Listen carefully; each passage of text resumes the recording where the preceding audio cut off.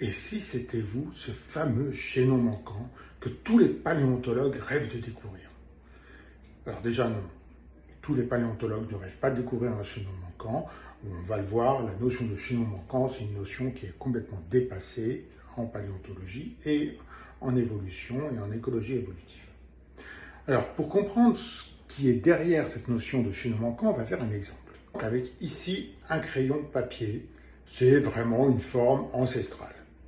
Et puis, on a une forme beaucoup plus évoluée, qui est le stylo rouge, qui est une forme clairement beaucoup plus évoluée que le crayon papier. Et puis, on va chercher comment on est passé de l'un à l'autre. Chez des espèces qui présentent un petit peu des caractéristiques de celle-là, mais aussi des caractéristiques de celle-là. Et on a trouvé notre chaînon manquant, c'est le stylo noir qui a gardé la couleur noire du crayon papier, mais qui est déjà un stylo. Et donc, c'est notre chaînon manquant. En fait, non. L'évolution, ça ne procède pas du tout comme ça. Ça, c'est ce qu'on appelle une vision gradiste de l'évolution. C'est une vision qui est complètement dépassée depuis au moins 50 ans.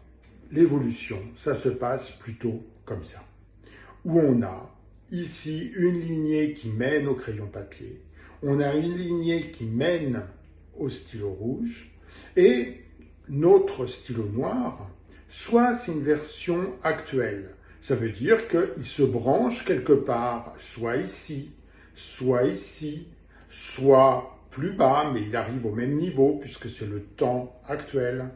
Donc en fait, cette espèce ici, stylo noir, n'est jamais une version intermédiaire.